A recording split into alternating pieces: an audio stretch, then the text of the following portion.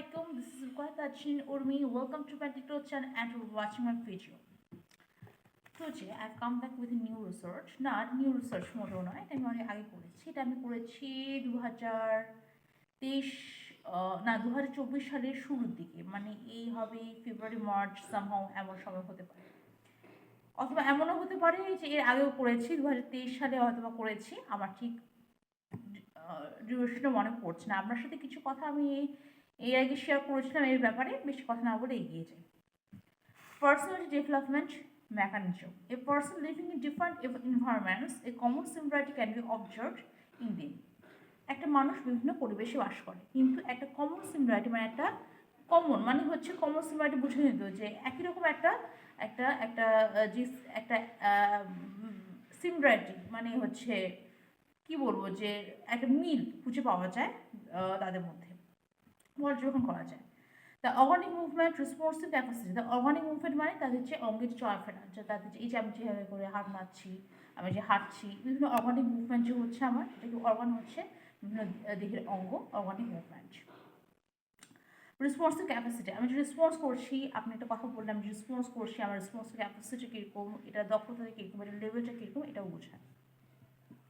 Standard pronunciation, আমি যেটা উচ্চারণ করছি, আমার যে কথাবার্তা যে আমি যে উচ্চারণ করছি, উচ্চারণ ভঙ্গিটা কীরকম, এক্সেন্টটা কীরকম, এটাও বোঝায়। টোন অফ ভয়েস, তারপর বলছে যে ফ্লেক্সিবল বা নমনীয় but confident tone of voice, একটা আত্মবিশ্বাসমূলক একটা যে আমার ভয়েস রয়েছে, একটা যে আমার কণ্ঠস্বর রয়েছে, এটা বোঝাচ্ছে।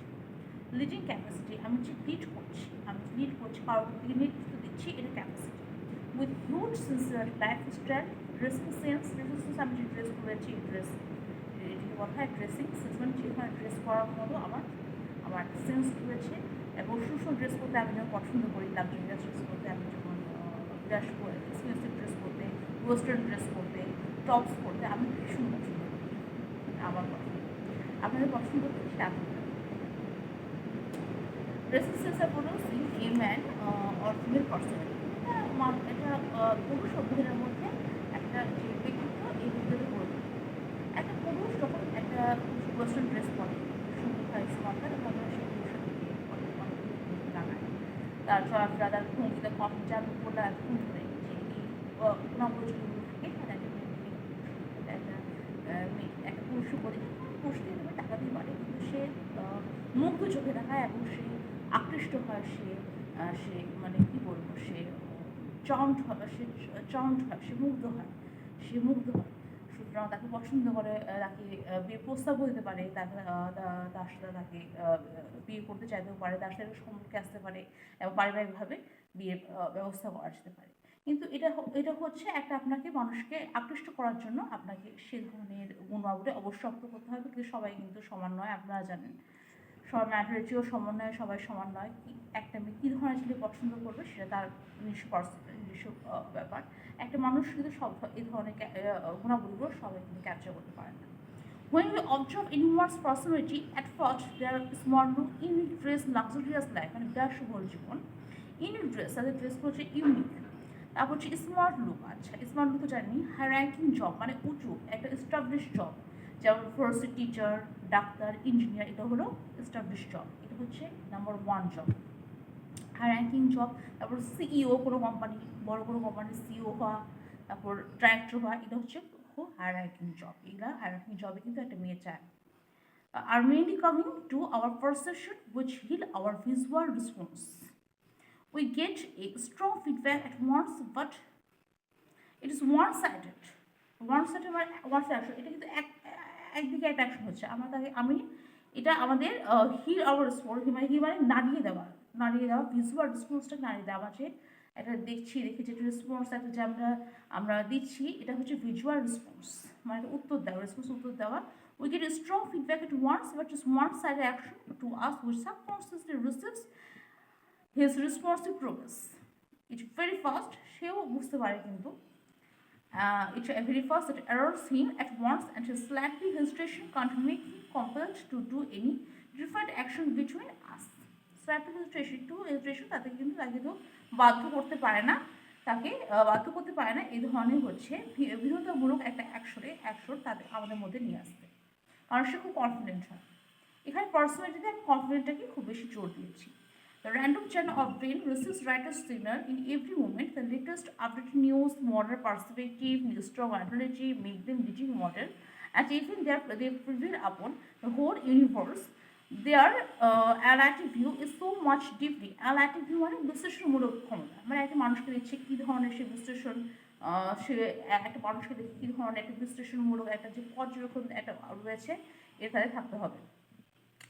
The anti-view is so much deeply X-ray in one's literal and visual image. এটাদের এক্স-রে করে যাওয়ার ভিতরে যে যে আমরা যে এক্সরে করে যা হচ্ছে রেজাল্ট পাই, আমরা সে ধরনের এক্সরে ভিউ মানে সে লিটারাল এবং মিডিয়াল যে ভিউগুলো রয়েছে আমাদের এক্সরের মাধ্যমে আমরা আমাদের সেটাই আমরা আমরা আমরা পেয়ে থাকি।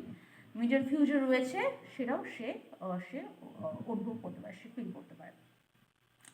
Psychologically, it returns them a quick visualization, but totally anyone will be misunderstood about his view, or anyone can indicate him exceptional.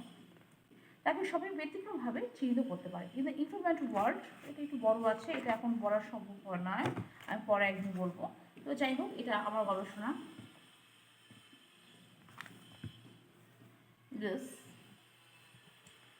আসসালামু আলাইকুম ওয়া বারাকাতুহু। ভালো থাকবেন সবাই, খুশি থাকবেন, সুন্দর থাকবেন।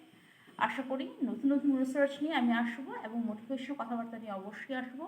মোটিভেটেড হবেন এবং সাকসেস অর্জন করবেন, সাকসেসফুল হবেন, পিএইচডি করা ক্যান্ডিডেট হবেন, বিজ্ঞানী হবেন আপনারা সবাই, এটাই আমি চাই। আপনারা দোয়া করবেন আমি একজন পিএইচডি করা একজন বিজ্ঞানী হতে পারি ইনশাআল্লাহ। আমার খুব ইচ্ছা, আমি আমেরিকার ভালো একটা টপ র্যাঙ্ক ইউনিভার্সিটিতে পিএইচডি করবো ইনশাআল্লাহ।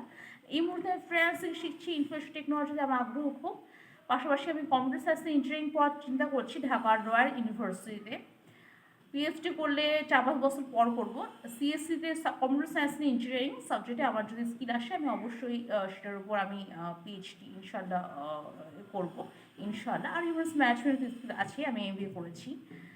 আর এই হচ্ছে কথা। আর এই হলো কথা। সিএসসি পড়ার ইচ্ছা খুব আমার। এটা 4 বছরের আমার বিএসসি ইঞ্জিনিয়ারিং কোর্সটা আমি করতে পারি। আমি ইন্টারমিডিয়েটে তো আমার সায়েন্স ছিলই, সেটার উপর বেস্ট করে আমি 4 বছর বিএসসি ইঞ্জিনিয়ারিংটা করতেই পারি। বিএসসি ইঞ্জিনিয়ারিংটা করে আমি এমএসসি এবং পিএইচডি করার জন্য বিদেশে আন্তর্জাতিক চলে যাবো। একাধিক পিএইচডি করারও ইচ্ছা আছে। বিদেশে গিয়ে ব্যাক করার ইচ্ছা খুবই কম এবং বাংলাদেশে আসার ইচ্ছাটা আমার আছে, কিন্তু বিদেশে গিয়ে আমার স্থায়ী একটা সিটিজেনশিপ আমেরিকায় ইউএসএতে একটা সিটিজেনশিপ নেওয়ার খুব ইচ্ছা আছে। এবং আমার যে রিসার্চগুলো রয়েছে রিসার্চগুলো আপনাদের আশা করি ভালো লাগবে ইনশাআল্লাহ। এবং আচ্ছা, এতটুকুই। আসসালামু আলাইকুম ওয়া বারাকাতুহু। ভালো থাকবেন, খুশি থাকবেন, সুন্দর থাকবেন। আলহামদুলিল্লাহ। আসসালামু আলাইকুম ওয়া বারাকাতুহু। ফি আমানিল্লাহ।